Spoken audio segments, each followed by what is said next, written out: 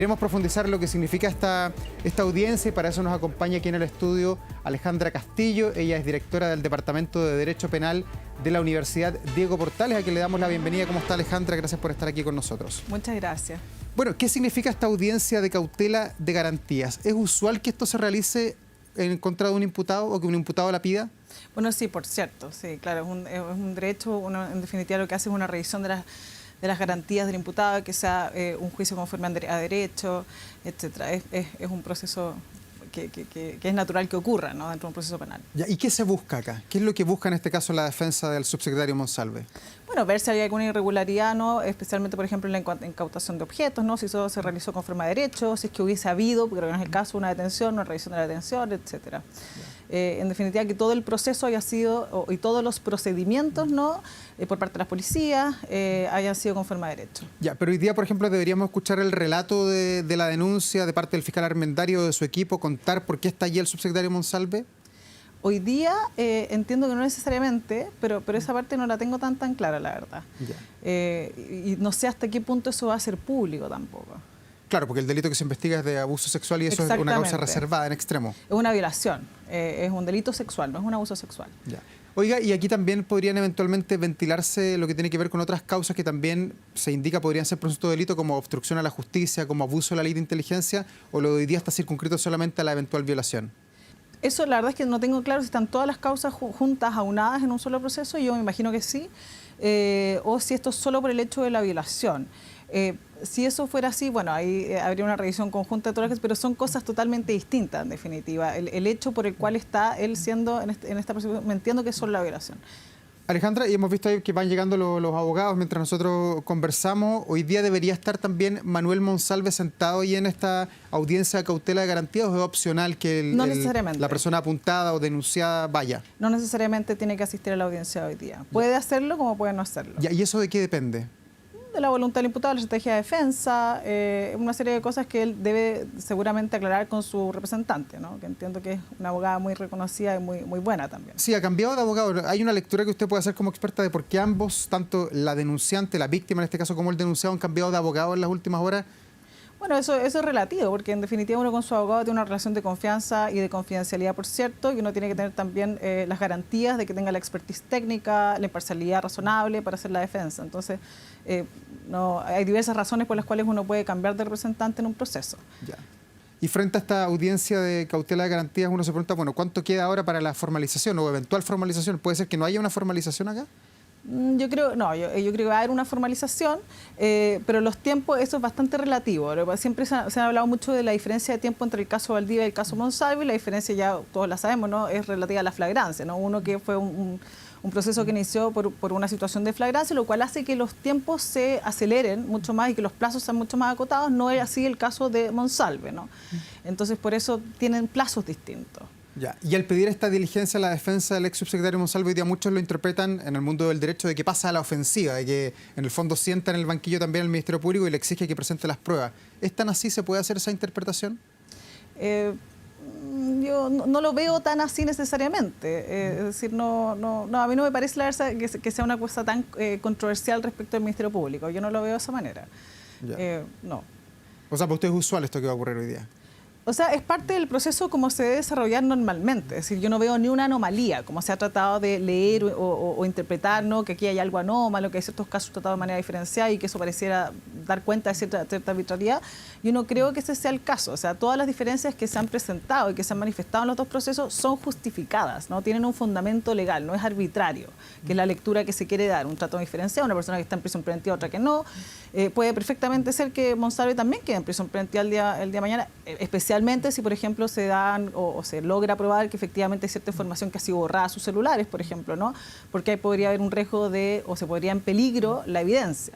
Si ese fuera el caso, sería razonable también que estuviera con esa cautelar. Pero con la información que se conoce, que hemos conocido, ¿para usted hay aquí adulteración de pruebas con la revisión de las cámaras, con esto de los celulares, que le pillaron 2 celulares el día de ayer? No necesariamente, porque efectivamente para que haya adulteración de prueba, que es lo que daría pie a este otro delito, que es la obstrucción de la justicia, tendría que efectivamente adulterarse la prueba. Si yo no adultero la prueba y solamente, por ejemplo, reviso prueba, estoy mirando prueba, accedo a prueba, podría uno decir, bueno, aquí hay un acto preparatorio de adulteración, ¿no? Pero todavía no hay un hecho delictivo consumado. Entonces, por el solo ver o tener acceso a medios probatorios, yo no por eso, de suyo, estoy alterando pruebas ni obstruyendo la justicia. Ya. Puede que yo lo quiera hacer de manera ulterior, Sí. pero ese solo acceso no da para entender que hay un delito consumado, obstrucción de la justicia. Eso por ningún motivo. Ya, pero si yo entrego el celular pero reseteé completo el WhatsApp, ahí hay una... Ya, ahí podría ¿hay un ser, delito? por ejemplo, pero yo entiendo que ese no es el supuesto, sino que el caso es que usaban un sistema de mensajería que es Telegram, ¿no? Que, Signal. que es Signal, Signal. perdón. Que claro, que tiene un cifrado y que se borran los mensajes, etcétera, que no es que yo esté destruyendo los mensajes activamente, ¿no? Sino Claro. que el sistema de mensajería automáticamente los destruye. Otra cosa es, por supuesto, yo destruyo el hardware, ¿no? del sistema informático que tengo porque estoy destruyendo evidencia. Que Como lo hizo un diputado en otra cosa que dijo que el hijo le había pegado con algo. Exactamente. Ya. Eso podría ser un supuesto de obstrucción a la justicia y de destrucción de evidencia, que también sería uno de los casos que haría o podría fundamentar un supuesto de prisión preventiva, por ejemplo. Alejandra, ¿y qué tan complejo es para el Ministerio Público tratar de levantar antecedentes, argumentos que sustenten esta denuncia cuando la denuncia se realizó 3 semanas prácticamente después de que habrían ocurrido los hechos la noche del 22 de septiembre? La denuncia se hace por ahí por el 14 de octubre. Han pasado 3 semanas. ¿Es muy complejo hacer esa reconstrucción de los hechos? Es sumamente complejo. En general es complejo incluso haciéndose la denuncia pasada cierto periodo, ¿no? Post violación, porque el delito de violación es un delito que tiende a ser de intimidad, ¿no? Que ocurre a puertas cerradas, al cual la gente no tiene mucho acceso. Entonces es muy difícil acceder a testigos, ¿no? A grabaciones, a otro tipo de pericia. Entonces la pericia biológica, que es la que está en el cuerpo de las personas, es la que nos da mayores indicios. Si pasa mucho tiempo luego de ocurridos los hechos, efectivamente decae o se vuelve mucho más difícil probar ese delito. Ahora, yo venía recién conversando con una persona que me decía, bueno, pero ¿por qué espero tanto la víctima? Lo cual a mí me parece una aberración cuestionar por qué una víctima se demora mucho en denunciar, ¿no? Siendo la violación el proceso traumático que es. Es decir, hay mucha gente que vive el proceso de violación que nunca denuncia, por precisamente la revictimización del proceso, que es ineludible. O sea, un proceso para una víctima, proceso penal, es una revictimización, eso es así. Y además por el hecho de entender también que es una violación. Yo creo que hoy día, y de hecho lo venía conversando con una persona ahora en el trayecto, que no lograba entender que efectivamente el tener relaciones sexuales con una persona que está privada de razón es un supuesto de violación. Entonces, que una persona logre entender que está en un supuesto fáctico de violación pareciera que toma más tiempo del adecuado. Y hay gente que incluso nunca lo ve sino años después. Yo en esta situación efectivamente fui violada. Esto no es consentimiento. Entonces hay una serie de factores que solamente me dedico a resaltar esto porque parece que la gente no logra entenderlo bien y persiste, pese al tiempo en que estamos, el cuestionamiento hacia la víctima del delito de violación. Oiga, y con los antecedentes que hemos conocido, el subsecretario Monsalve debería ser ya sujeto de alguna medida cautelar, por ejemplo, estar en prisión preventiva, que mucha gente se lo pregunta, y bueno, sobre todo con la comparación que se hacía ayer con Jorge Valdivia. Ustedes mismos explicaban que ayer hubo flagrancia en ese caso, que aquí no había flagrancia porque habían pasado 3 semanas, pero es extraño que no haya alguna medida cautelar en contra de él. Yo no lo veo tan extraño. De partida, en el caso, la medida cautelar de prisión preventiva es la medida cautelar más grave que tiene el ordenamiento jurídico y por eso debe ser una medida subsidiaria. O sea, cuando todas las otras medidas cautelares fallan, debiera decretarse prisión preventiva, porque ante la justicia chilena, sea quien sea, el principio de la presunción de inocencia rige en todo el proceso. O sea, quien está en prisión preventiva ante la ley chilena es inocente, lo quiera o no lo quiera. Luego, hay ciertos presupuestos restrictivos para decretar una prisión preventiva. Entre ellos, por ejemplo, que hay un riesgo para la sociedad, que fue el caso de Valdivia, que haya destrucción de evidencia o peligro de destrucción de evidencia, que fue el caso, por ejemplo, de Jaue, o que haya un riesgo para la víctima, etcétera. Si Monsalve no está dentro de estos supuestos, y por eso le digo, si es que se dan cuenta que efectivamente destruyó en evidencia, sí podría ser uno de los supuestos de prisión preventiva, bueno, entonces la cautelar tendría sentido. Si no, entonces no tiene ningún sentido. Y habría que acceder a otras cautelares del 155 del CPP, que son las menos gravosas, ¿no? Que es la firma, arraigo, etcétera.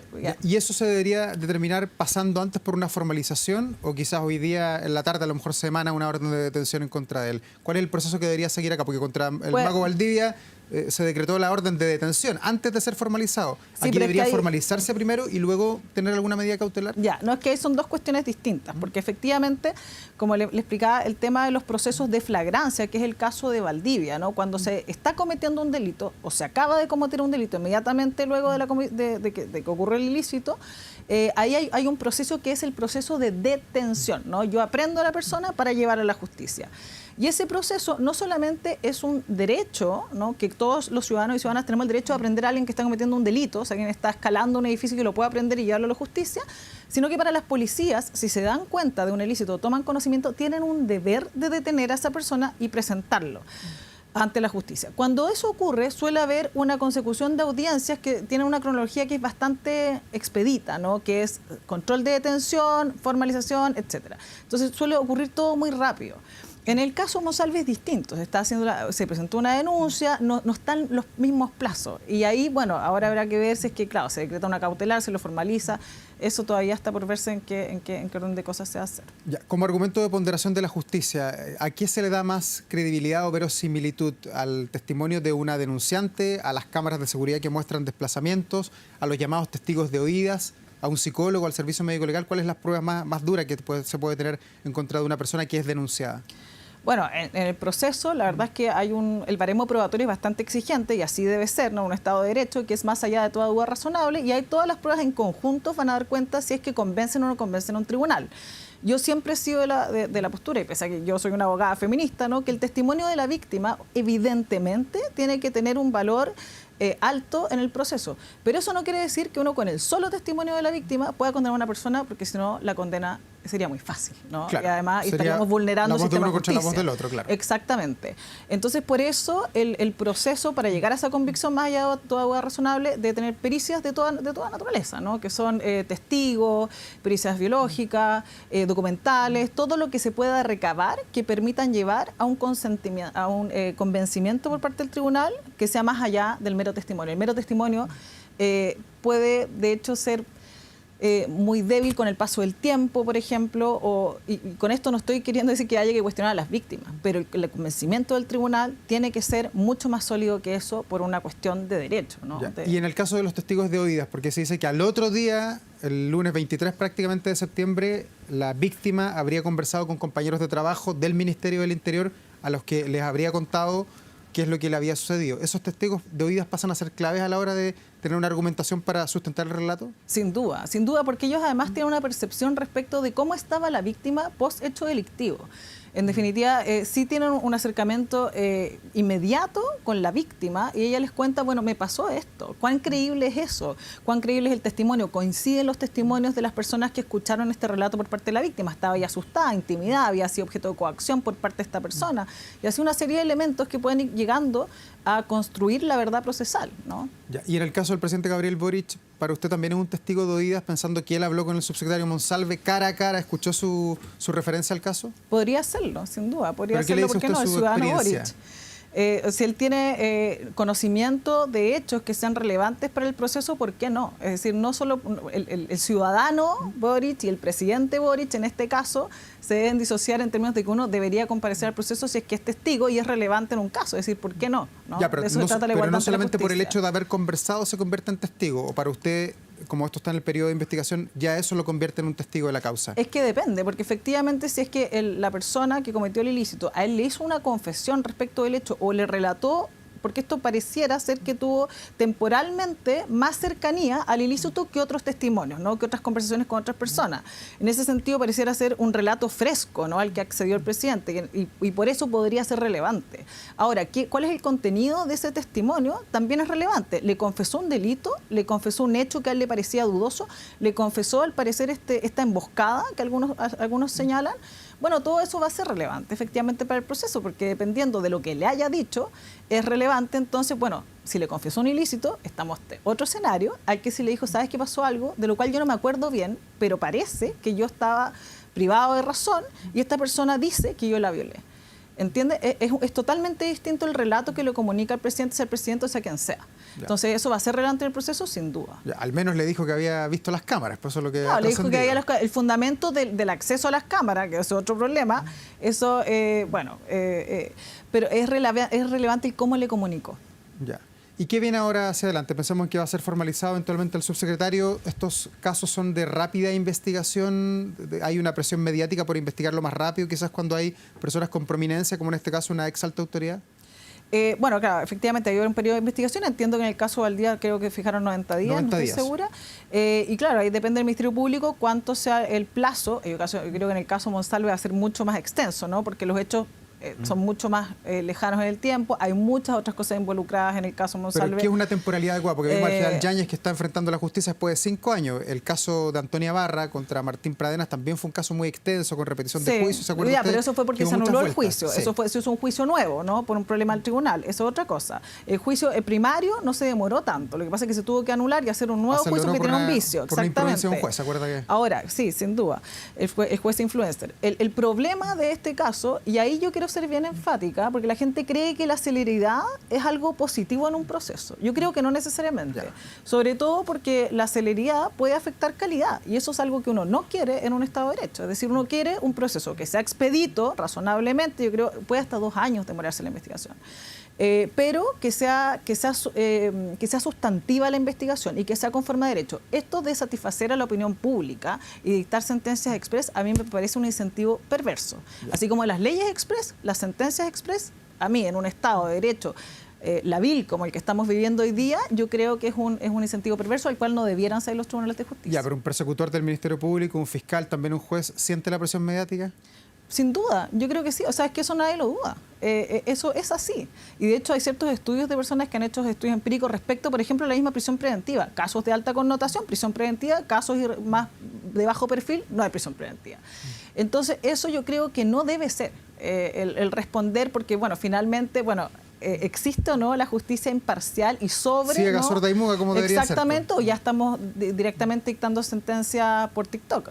Francamente, a mí eso me parece...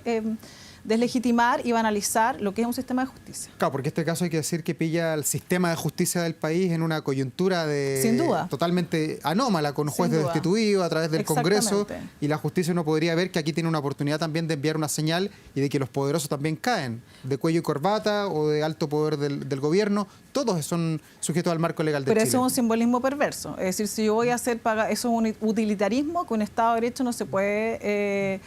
de lo cual no se podría jactar, la verdad. El hacer pagar a una persona que tiene mucho poder para enviarle un mensaje a la ciudadanía, aun cuando esa persona no está claro que haya sido culpable, a mí me parece un incentivo perverso. Ya, Alejandra, lo último, de ser encontrado culpable de violación al ex subsecretario Monsalve, ¿podría cumplir la pena en libertad o este delito está involucrando penas efectivas de cárcel? Ya, es que ahí tenemos un problema con el delito de violación. Efectivamente, el delito de violación del 361 es un delito que no tiene una pena especialmente alta en el Código Penal.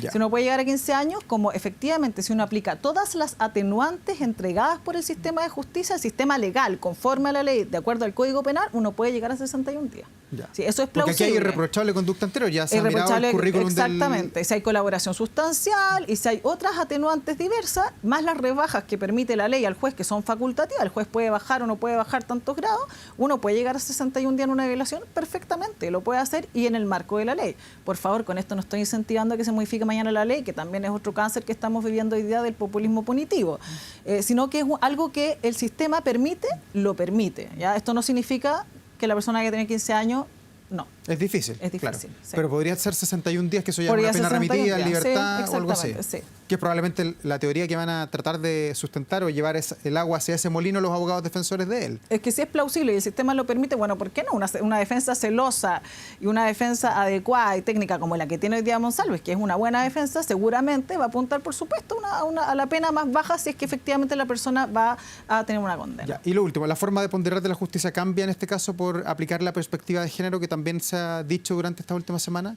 ¿Cambia en qué sentido? Lo que pasa es que la perspectiva de género tenemos un problema en general, y esto es una cuestión no solamente a nivel ciudadano, sino que también al nivel del sistema de justicia, ¿no? ¿Qué se entiende por perspectiva de género? O sea, yo creo que pareciera que el concepto que tiene el Ejecutivo, el que tiene el Poder Judicial tiene unos lineamientos con perspectiva de género, difieren respecto a lo que tiene la Defensoría, el Ministerio Público, etcétera. Debiera aplicarse, sin duda debiera aplicarse, ¿no? Además, a raíz de la Ley de Violencia Integral para prevenir, erradicar y sancionar todas las formas de violencia contra la mujer. O sea, obviamente, todo esto debiera ser manejado y ponderado con perspectiva de género. ¿Qué significa eso? Significa desprovistos de sesgo, que el sesgo, por ejemplo, bueno, por esta persona si tomó pisco sour, se entiende, ella sabía lo que iba. A ver, ¿por qué una persona cualquiera que toma pisco sour se entiende que está consintiendo una relación sexual? Ahí hay un sesgo. ¿Por qué no denunció antes? Hay un sesgo. Porque uno entiende que una persona que está violada tiene que reaccionar de manera estándar, objetiva, tal como reaccionaría un hombre que no está violado. Alejandra Castillo, directora del Departamento de Derecho Penal de la Universidad Diego Portales, muchas gracias por ayudarnos a aclarar muchas dudas que hay sobre este caso. Que le vaya muy bien. Encantada, gracias a usted.